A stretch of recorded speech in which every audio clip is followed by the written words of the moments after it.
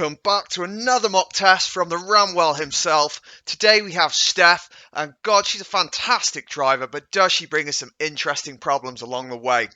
Today we've got the short version, tomorrow we're going to have the full version, so if you like this, come back and see what else she brings. If you get some value and entertainment from this, why not get subscribed and see what else is coming? Steph has forgotten to check a central and right mirror before overtaking the silver car. This has led to a minor fault. Signpost for you, talk to her. Yeah. And just keep it simple like that. At the end of the road, turn left. Then take the third right. So sometimes it's just you. So this is a bit of an awkward situation. So we've got a white van on the left, but we're also coming to a T-junction with a stop sign as well. So as you can see here, we've got a monster of a hill. There's cars parked on both sides. There's a vehicle coming down as well. Steph brilliantly pulled over. She spotted a car coming, pulled over on the left and waited. Really good move this. To live up this bank. Really should be considering about what gear you want to go up this hill in. Personally, I'll be picking second gear in my car because it's a diesel. You might get away with third gear in a petrol. Either way, you're going to want a lower gear than standard to give yourself an extra bit of power to get up there, or this is what happens. Oh, sure.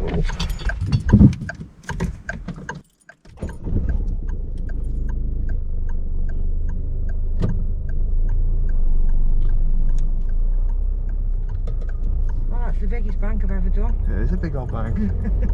So as you can see, Steph did stall the car. Just so we're clear, on a test, if you do this in this sort of position without a car behind you, as long as you start the car quickly and safely, as Steph has, this is just a minor fault. This is not a serious fault. It can depend on the situation and it can become a serious fault. But in this situation, there's no car behind, as I've said. It's done safely and quickly, so it's just a minor. Let's crack on. Now, as you can see on this road, there are no street lights, and the rule is if there's no street lights and no signs, generally it's going to be national speed limit.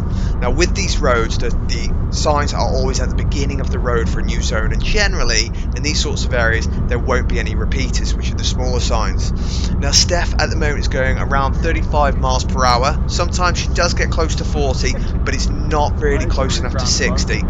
So this is a touch and go situation where you're going to start building up minors and possibly get a serious fault. Main reason being that you're delaying traffic, which is going to eventually cause them to want to overtake. Steph does, however, start to speed up as we get a little bit later on, so we do give her the benefit of the doubt, and just ends up as a couple of minors. It is also worth noting, however, if the road wasn't safe to be doing national speed limit or close to, then 30 miles an hour or 40 miles an hour is absolutely fine. But as you can see from this road, it is very clear there is no reason why we couldn't be doing closer to the national speed limit of 60. Therefore, we are just delaying the traffic. The parallel park doesn't go too well. It is a manoeuvre, so by not being able to do the manoeuvre, it becomes a failed test. It is good though, because that's what mock tests are for, is to show if there's any weaknesses within someone's driving, and really makes them stand out. And it means generally, you know, we can support someone further with this. So it's really helped.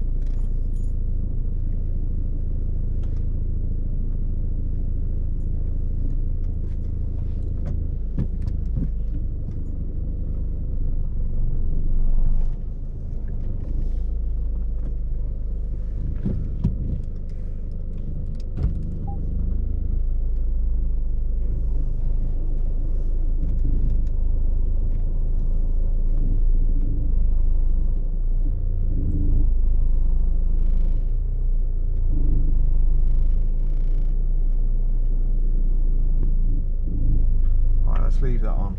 Okay. You're not going to make that on? No. Let's go and do something different instead. Okay. And we'll come back to some parallel parking before you test. Okay. Yeah? Yeah.